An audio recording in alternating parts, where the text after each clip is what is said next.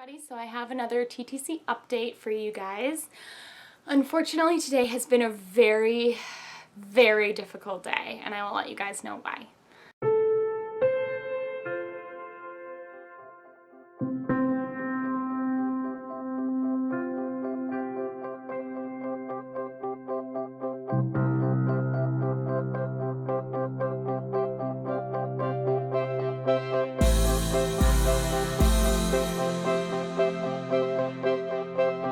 Okay, so we got my husband's second semen analysis results back, and unfortunately, so he was given a medicine to help with his endocrine disorder to make things better overall in his body, so that he if there was infertility problems that would potentially get fixed, or not fully fixed, but definitely help.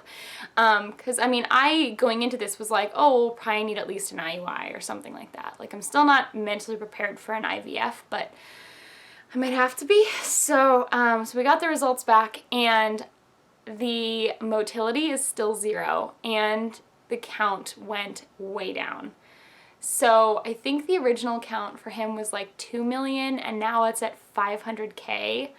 And so it's a quarter of what it was, and I am just so disappointed because I really thought this medication was gonna work, or at least help. I really thought it would get the numbers up to where we could try an IUI, but at this point, they're not even willing to try an IUI with us because the results are so low.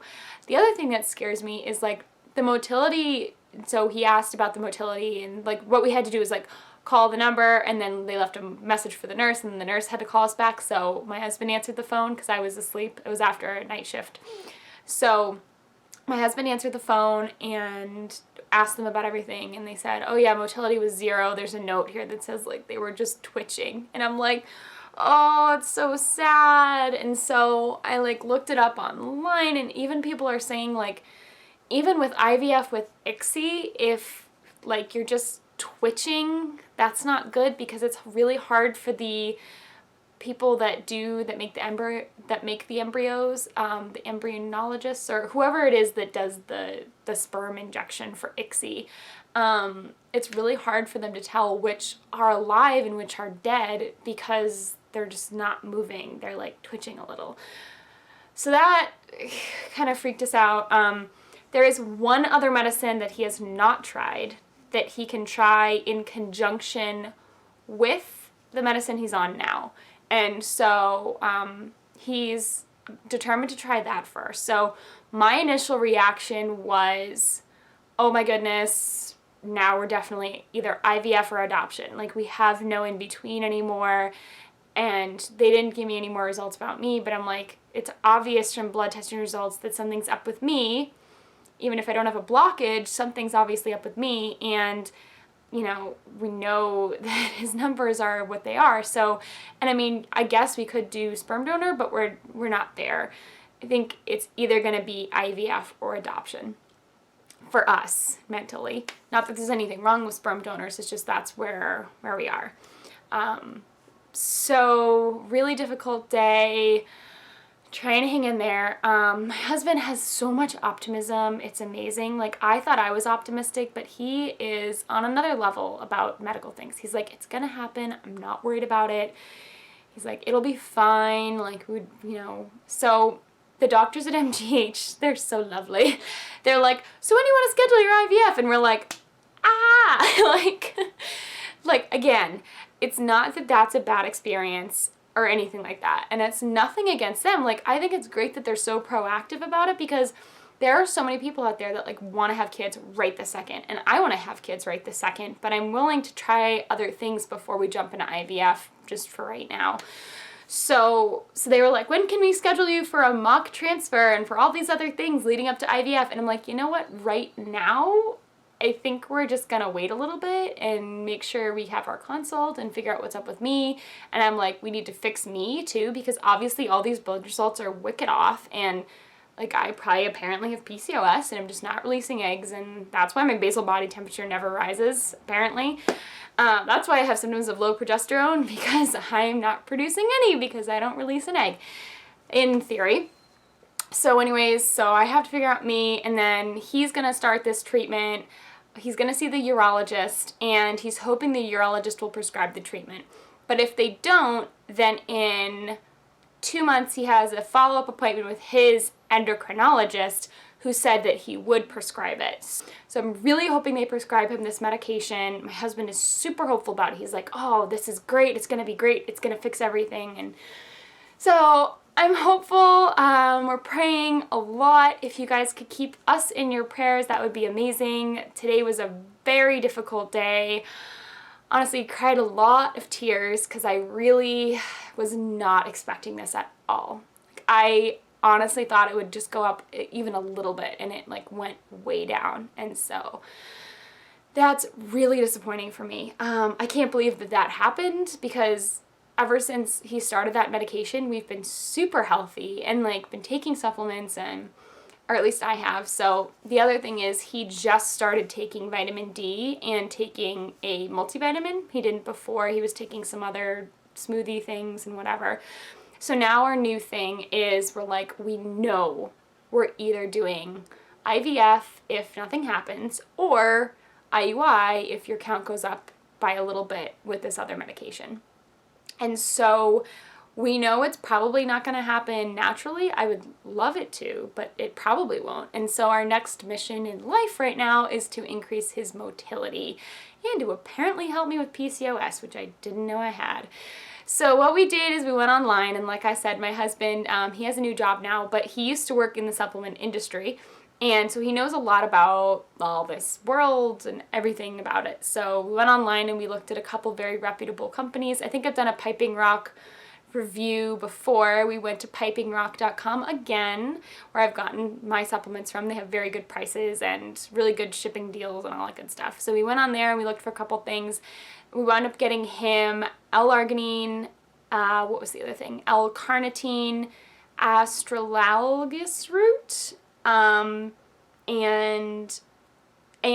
fish oil, Norwegian cod liver oil, like the liquid form. So those are all things that are supposed to help with motility, not just count, not just well-being. I mean, they are good for well-being, but they're supposed to specifically help with motility, because my whole thing from doing my research by myself online was that if he's at this point when we do IVF, if nothing else works and we're going to go down the IVF road in a couple months, then motility is the most important thing, because they need to see which are alive and which are dead, because you don't want to just inject a bunch of embryos with dead sperm, because then you're not going to have living embryos. So that's the most important thing right now. It's kind of sad that we're not focused on getting pregnant naturally anymore. We're just, I'm still going to try, but it's more about focusing on IVF or IUI, because IUI motility is also important. So it's just such a weird place to be at. We did talk extensively about adoption together, and we both decided that while we're not against the idea of adoption, we really want to try right now to get pregnant. And if all else fails, then we'll adopt. But I think right now we're both just so focused on pregnancy that that's where our hearts are. And we even said, it'd be awesome if we had 1 or 2 biological children and then we're able to adopt later on. So it's a lot less pressure on my body since we've already been through all of this, and on him to provide multiple kids. So I think that's kind of where we're at right now, is for right now, we're really focused on pregnancy, and then later on when we want to build our family, I think we'll probably build through adoption, because this has been such a crazy experience. And we'll go from there. I mean, if we get a bunch of frozen embryos, then that's one thing, but yeah, that's where I'm at, and it's a very weird place to be at. But yeah, like I said, keep us in your prayers, and I will keep you guys updated on what's going on. The other stuff to talk about is I was scheduled for a hematology consult before I get pregnant. So my mom had a blood clotting situation. She had 2 DVTs and a miscarriage in her life. And I have something called conditional protein S deficiency, which means under the right conditions I can clot my blood too easily.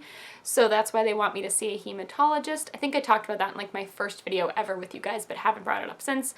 So that's a good thing. And they also want me to see a high-risk OBGYN before I'm pregnant for that reason. Just to see if there's any medicine that they want me to take before I get pregnant, just to prevent miscarriage, like early miscarriages from blood clotting or blood clotting in general, because those are not good. So yeah, but that's it for now, guys, and I will keep you guys updated. So far, I have actually been very happy at my experience at MGH. They are pretty blunt there, but they're also very kind and understanding, and I feel very well taken care of and very supported. Like, I didn't have to go out and make all these appointments for myself. They literally called up and made these appointments for me. And I actually think that that's kind of awesome. Like, I know some people would be overwhelmed by that, but I feel good because it feels like we're moving forward. And like I said, I feel very safe and well taken care of, because all along I was like, should I get a hematologist appointment before I get pregnant? And, you know, some of my doctors were like, yeah, you probably should. And other ones were like, yeah, you probably don't need it. But now I feel very well taken care of. And the other good news is all of our referrals went through, which I'm really happy about. I was so nervous because we need a referral for every doctor. And I called my doctor and gave them more names and numbers, like the hematologist and the high-risk OBGYN.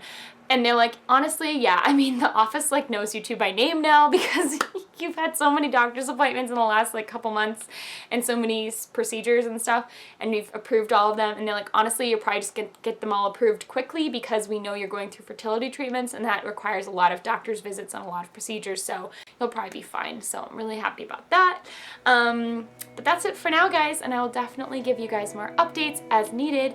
And that's it. I'll talk to you guys soon. Bye.